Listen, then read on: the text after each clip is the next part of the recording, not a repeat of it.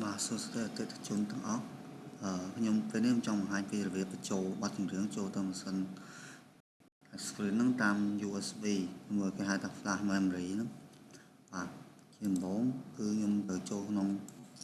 my computer អូខេមកគឺខ្ញុំបានដោត flash ហ្នឹងចូលក្នុង computer ហើយនេះ run scan នេះទំហំ 8GB អាចប្រើ 8GB ក៏បាន 16 ក៏បានតែជាទូទៅខ្ញុំឲ្យប្រើ 8GB ទៅបានទេព្រោះអីម៉ាស៊ីនហ្នឹងខ្លាចពេលខ្លះខួរក្បាលវាដល់ flash ធំពេកវាចាប់វាស្វែងរកយឺតបន្តិចបាទក្នុង flash มันមាន file ពីរនេះមួយ file text new song យើងចូលមើលនេះ file text ហ្នឹងគឺយើង file ហ្នឹងគឺសម្រាប់យើងវាយចំណងជើងមួយលេខរៀងបទចម្រៀងមួយជាងចម្រៀងហើយ folder new song នេះគឺបទចម្រៀងយើងចង់បញ្ចូលឥឡូវឧទាហរណ៍ខ្ញុំនេះខ្ញុំចង់បញ្ចូលបទទីលេខរៀង4ឬ10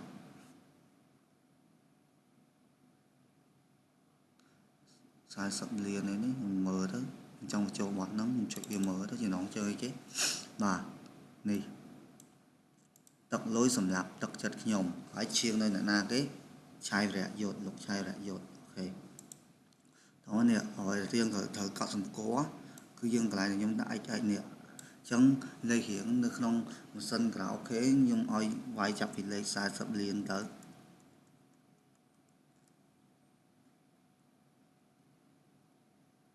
បាទ40 លានតមកអាចចន្លោះ x មួយនេះទៀតគឺខ្ញុំកន្លែងហ្នឹងគឺយើងត្រូវវាយចំណងជើងបទចម្រៀងដូចបទនេះទាំងលេខរៀងវានេះ40 លានហ្នឹងដូចនៅ file ហ្នឹងយើងវាយទៅទឹកលុយ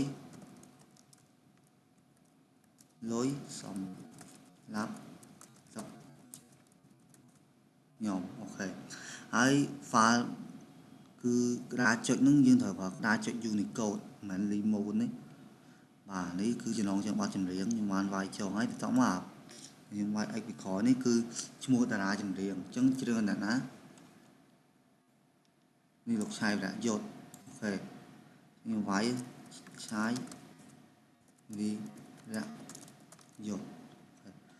មកអានេះយើងអត់ត្រូវខ្វល់ទេតែមកចំណងកន្លែង x នេះគឺជាងអញ្ចឹងជាងយើងរាប់របៀបម៉េចតើដាក់បត់ទឹកលុយសម្រាប់ទឹកចិត្តខ្ញុំអញ្ចឹងទឹកវាប្រកបដោយអក្សរតូទឹកហើយលុយឡហើយសម្រាប់សឡតមកទឹកចិត្តខ្ញុំទឹកចិត្តខ្ញុំបាទប៉ុណ្ណឹងប៉ុន្តែ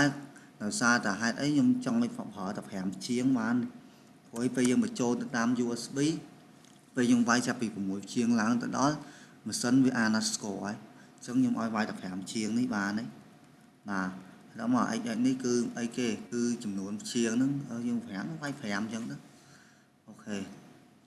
បមកគឺត្រូវមើលអាកន្លែងក្រោយនេះហ្នឹងគឺអីឈ្មោះ file ជាមួយនឹង extension របស់ file នេះឈ្មោះ file ខ្ញុំត្រូវវាយនៅពួកមួយគេខ្ញុំឈ្មោះ file ចំណងជើងនេះខ្ញុំ copy យកមកហ្មងមកតបមកខ្ញុំផាសនៅកន្លែងហ្នឹងទៅហេចឹងឈ្មោះហ្នឹងត្រូវគឺបត់ហ្នឹងតមកអាក្រោយនេះគឺ extension វាហើយយើងត្រូវឆែក extension ហ្នឹងដោយវិធីណាគឺ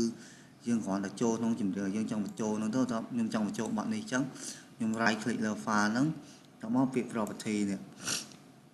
ហើយមានពាក្យ DAT ហ្នឹងអញ្ចឹង extension នេះគឺ DAT អញ្ចឹងខ្ញុំវាយមក DAT អូខេតមកយើង save វាទៅ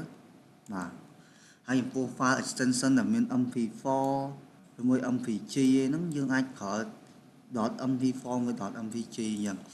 របៀបឆែកហ្នឹងដូចខ្ញុំនិយាយនេះ file នេះ mp4 អញ្ចឹង right click ទៅនេះ mp4 អូខេអញ្ចឹងយើងវាយ mp4 អញ្ចឹងទៅដល់កន្លែងហ្នឹងយើង right click មកវាចេញវា mpg មួយ avi អី